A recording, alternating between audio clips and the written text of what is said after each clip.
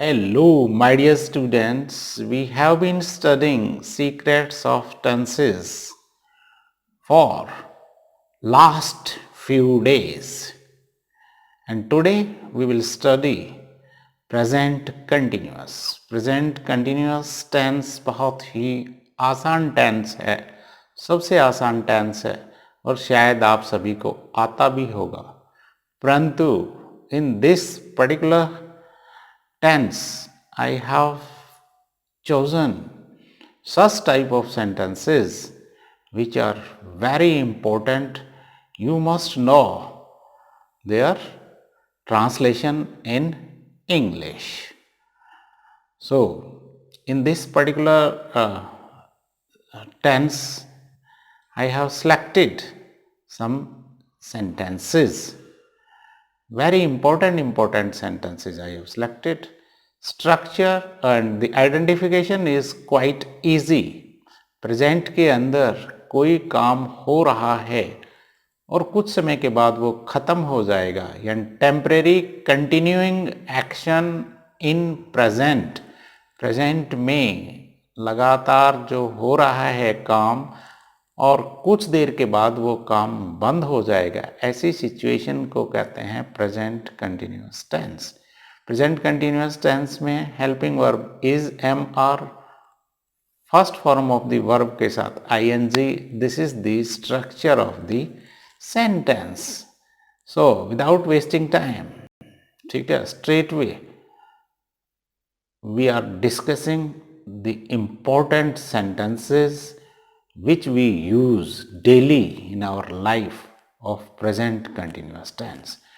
So, it's a continuing situation in present of temporary nature. एक sentence मैं आपको जो नॉर्मली हम यूज़ करते हैं, मैं आपको बता रहा हूँ. एक सेंटेंस है, इस समय आपको अंग्रेज़ी कौन पढ़ा रहा है, यानी इस समय, एट प्रेजेंट, ठीक है, आपको इंग्लिश कौन पढ़ा रहा है, यह एक सेंटेंस है. इस सेंटेंस को, ये अंग्रेजी पढ़ाने की जो एक्टिविटी है वो कुछ समय के बाद ख़त्म हो जाएगी, तो ये टेम्परेरी एक्टिविटी है, बट ये कंटिन्यूइंग फॉर्म में है. तो इस समय आपको अंग्रेजी कौन पढ़ा रहा है, very simple sentence. Interrogative sentence, interrogative sentence भी WH फैमिली से शुरू होने वाला. इसमें W का कौन सा वर्ड सबसे पहले आएगा, हु. हु के बाद helping verb, who is teaching to you English, who is teaching to you English. Next sentence, at the moment, who is teaching to you English at the moment, इस समय. अगला sentence लेता हूँ, क्या आपको कोई कठिनाई महसूस हो रही है. क्या से स्टार्ट हुआ तो हेल्पिंग वर्ब सबसे पहले आएगा and subject is you. You के साथ हेल्पिंग वर्ब लगती है आर.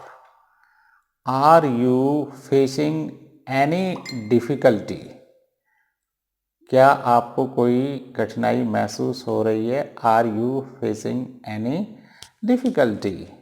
नेक्स्ट, काम हो रहा है. काम हो रहा है, इसमें सब्जेक्ट नहीं है, who is doing the work, that is not here. तो ये सेंटेंस हमें पैसिव वॉइस में बनाना होगा. ये सेंटेंस मैंने आपको इसलिए इसमें दिया है कि कई स्टूडेंट्स इसको एक्टिव वॉइस में बनाने की कोशिश करते हैं, बट ये एक्टिव वॉइस में नहीं बनेगा क्योंकि इसमें सब्जेक्ट नहीं है. इस सेंटेंस की पैसिव वॉइस ही बनेगी और इसकी पैसिव वॉइस होगी, the work is being done. Passive voice में हमेशा वर्ब की थर्ड फॉर्म यूज होती है और प्रेजेंट कंटिन्यूअस में बीइंग यूज होता है, इज एमआर का प्रयोग होता है and the object is the work. The work is being done, काम हो रहा है. इसका एक्टिव वॉइस में सेंटेंस नहीं बनेगा क्योंकि इसका इसमें सब्जेक्ट नहीं है. एक सेंटेंस और हम बनाते हैं जिसमें भी हमें कंफ्यूजन होता है। देखो बाहर क्या हो रहा है। ठीक है, look what is happening outside. बहुत आसान सेंटेंस है। एक सेंटेंस और लेते हैं, फिफ्थ। शायद कोई दरवाजे पर खड़ा है। अब इसमें रहा है, रही है, नहीं है, फिर भी ये प्रेजेंट कंटिन्यूअस में ये सेंटेंस बनेगा। इसलिए मैं आपको कहता हूँ कि आप सेंटेंस की नेचर देखिए। दरवाजे पर खड़ा है, कुछ देर के बाद वहाँ पर वो खड़ा नहीं होगा, तो टेम्परेरी एक्टिविटी है। खड़ा है, कुछ समय से खड़ा है, तो कंटिन्यूइंग फॉर्म में है, टेम्परेरी एक्टिविटी है। ठीक है, शायद को कहते हैं perhaps. Perhaps someone is standing at the door. दरवाजे पर कोई खड़ा है, perhaps someone is standing at the door. Next sentence. क्या विद्यार्थी कैंटीन में दोपहर का भोजन ले रहे हैं। Again interrogative. क्या स्टार्टिंग में आया, तो हेल्पिंग वर्ब से शुरू होगा। Subject students, students plural, plural के आगे लगेगा are the students having. Having की बजाय हम टेकिंग भी कर सकते हैं। Are the students having, taking. ठीक है, ईटिंग भी कर सकते हैं। Are the students having lunch in the canteen. So these are the sentences of present continuous tense. Some more sentences we will discuss, some important sentences. क्या इस मामले पर विचार विमर्श हो रहा है। Again interrogative sentence, helping verb is this matter being discussed. इस सेंटेंस में भी सब्जेक्ट नहीं है, तो ये सेंटेंस भी पैसिव वॉइस में बनेगा। Is this matter being discussed. एक और सेंटेंस बनाता हूँ, मेरी कार में आज कुछ गड़बड़ है। रहा है, रही है, नहीं आया। इवन दो, ये प्रेजेंट कंटिन्यूअस में बनेगा क्योंकि आपकी कार कुछ गड़बड़ दिखा रही है। ठीक है, तो इसका वो बनेगा sentence, I am having problem with my car. I am having problem with my car. Next sentence, ninth, मुझे बुखार लग रहा है।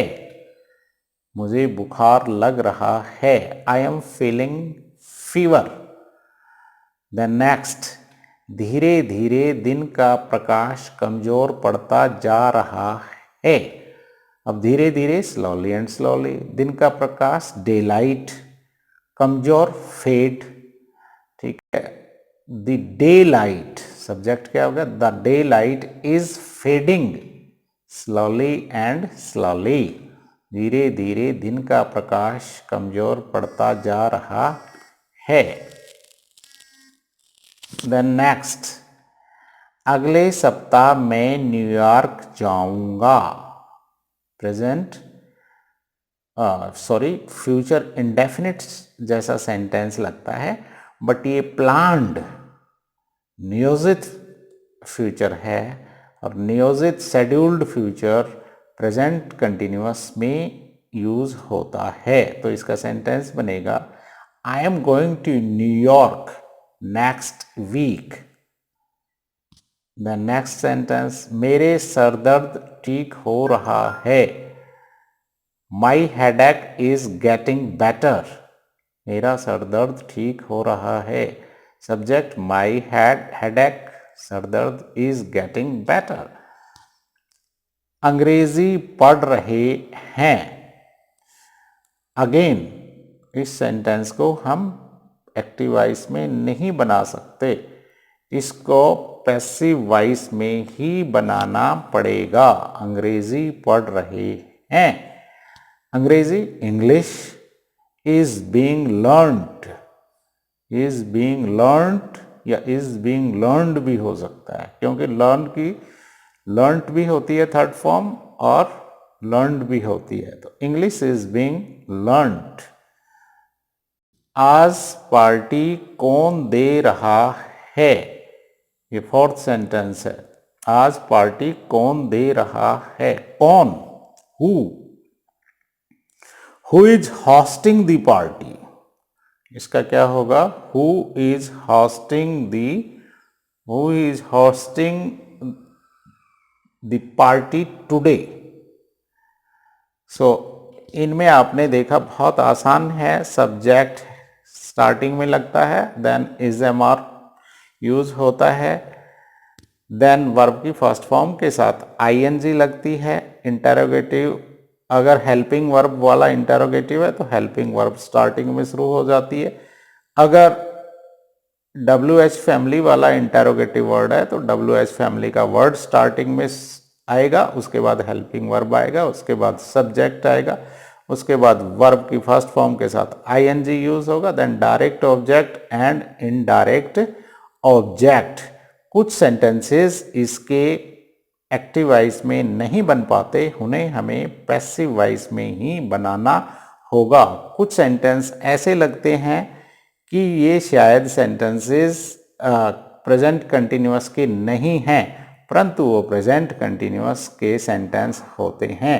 जैसे मैंने आपको बताया, देखो बाहर कोई खड़ा है, इसमें रहा है, रही है नहीं आए, even though we make this sentence in present continuous tense. So my dear students, now I hope there is no doubt in your mind as far as present continuous tense is concerned. I hope you have liked this lesson. I will be with you with another lesson shortly. Thanks a lot. Bye.